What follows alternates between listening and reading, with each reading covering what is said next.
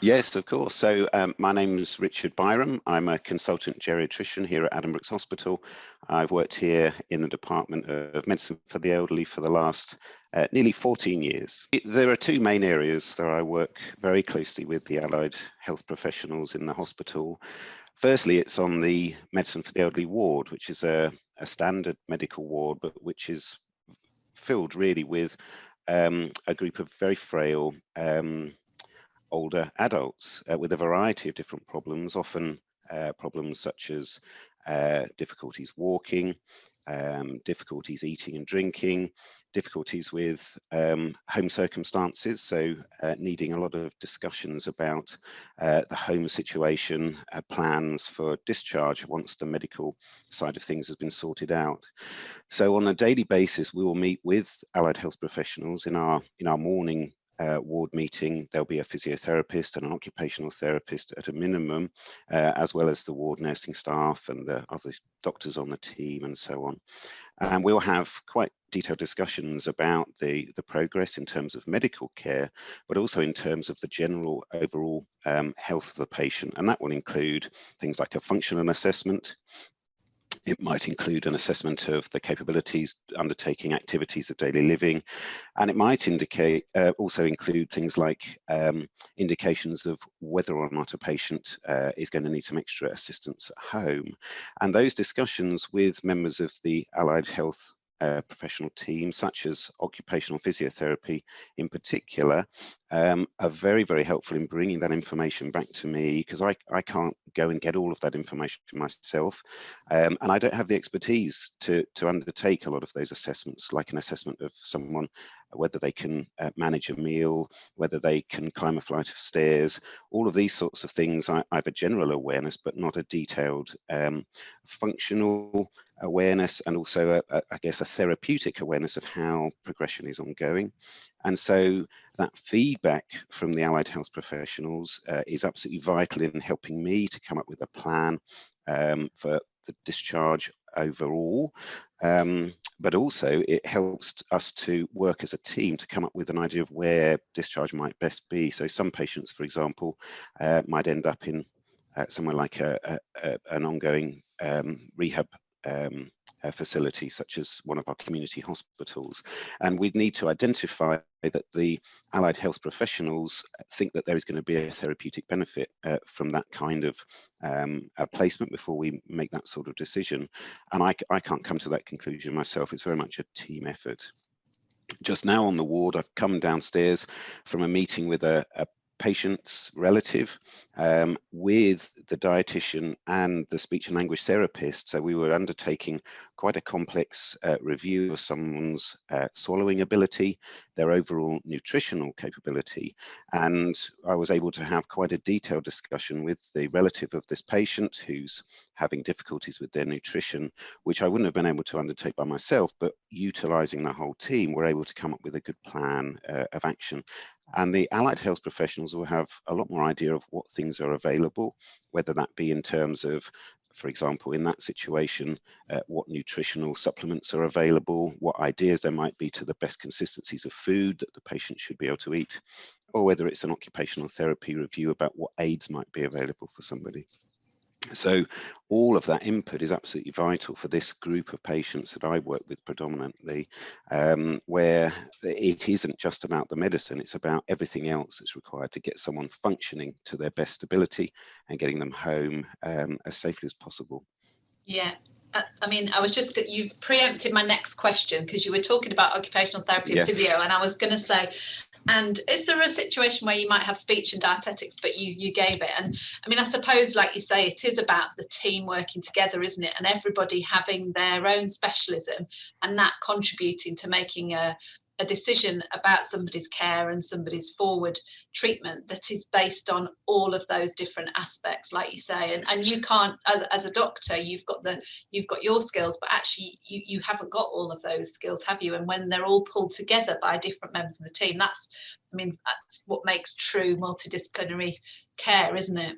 It is, and it really comes to the fore in the other part of my work, which is in the Prime clinic, which is our surgical pre-assessment clinic, again for frailer patients. And this is a multidisciplinary clinic, which is very different in style in that it's a geriatrician and an anaesthetist working in the same clinic room as an occupational therapist and a physiotherapist. And in that situation, I actually get the opportunity to see those assessments being undertaken, which is much, it's very interesting from my point of view, because I get the feedback from those assessments on the ward sometimes, but in the clinic, I actually watch the therapists as they undertake their physical assessments, as their occupational therapists are having those discussions. And it does make me realize the bits of the history that I don't take, when I'm discussing things with patients, and that is actually information which is being brought to us as a team by the therapy teams that otherwise we wouldn't have access to. So I guess that their input is absolutely invaluable in making sure we come up with a solid plan for a patient's care from start to finish, not just the medical aspects that we otherwise can concentrate on as physicians sometimes. Yeah, and I know I've sat in the Prime clinic, and it's a great example, and it's also a great example of where the OT and the physio actually work really closely together, don't they? So they almost dovetail their roles, and they can actually fill in for each other, and that is a true a multidisciplinary but also an interdisciplinary working together sort of clinic, which works brilliantly for the patients. And I've sat in a couple of times and been really impressed. Yeah. I mean, and I think, as I said, there are lots of aspects of those assessments which I really wouldn't have thought to have undertaken if I was the one just doing it myself. And I at the end of the assessment, we'll have a meeting, and we'll discuss the ongoing care plan for each patient and try to write up a bespoke care plan involving all of the different aspects of care.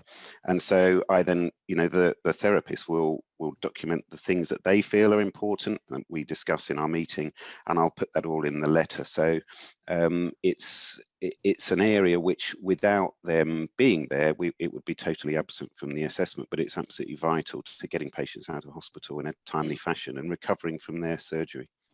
Yeah, and I mean, I'd be interested in your thoughts on the sort of proactive nature of that clinic as well, in terms of sort of talking to patients about what to anticipate post-operatively, and that's something that I think from a rehabilitation, from a physio and occupational therapy point of view is really important, isn't it, to give the patients a bit of insight and a bit of knowledge and information about what to expect. It's even more than that, because it starts before the operation. And so when we have a run up into surgery with a few weeks, we have an active process of prehabilitation. So trying to preempt and strengthen patients, get them ready for their surgery. And that might involve special breathing exercises. It might involve discussions about what exercises patients can do to build themselves up, or particular nutritional supplements. And then there's also that discussion which you alluded to in the clinic itself, where we get an opportunity to talk to patients and their relatives about what to expect after a hip replacement, after a knee replacement. How long are they likely to be in hospital? What's the recovery going to feel like? And I can have some of that discussion from my experience, but I don't work in orthopedics every day. I don't work on all of the different surgical wards, whereas the therapists, of course, have dealt with and looked after patients in absolutely this situation. So their expertise in recovering from someone from a knee replacement is much greater than mine. I can help make the plan for getting through surgery and discuss some of the medical implications, but what it's going to feel like and how it's going to be, after the operation, whether they're going to need help at home, this sort of thing, their experience is invaluable in that situation, certainly. Yeah.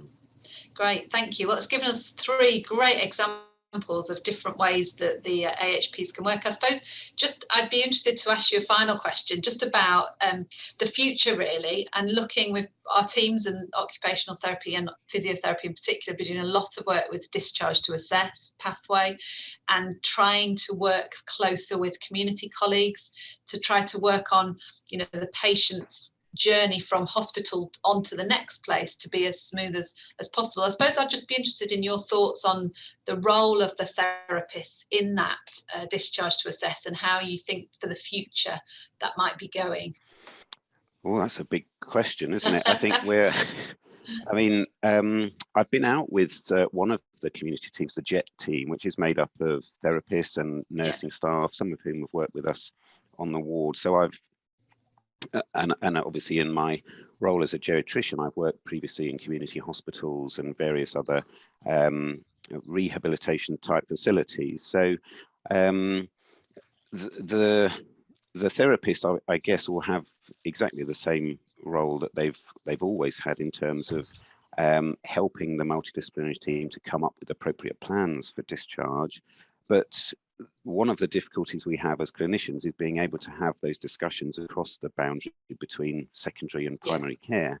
And a lot of most useful input that we have actually in this situation is where, for example, the physiotherapist on the ward will actually make that phone call and contact to the primary care service or the community-based service, and we'll have that discussion about how things have been progressing, what sort of things can be offered, and by having that clinical handover, which the clinicians really wouldn't be undertaking, that it's something which I think that the therapists have a much better understanding of and much better links with the community teams. But I guess we'll hopefully see a blurring of lines between these two services, particularly with the onus on trying to get patients home as far as possible, but then you need to have those services in and available at the home to be able to provide that ongoing support, and that's something I think we need to see a lot more of in the future,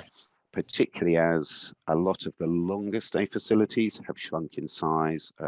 Inpatient beds are less available, and we're wanting to move patients much more back to their own environments as far as possible.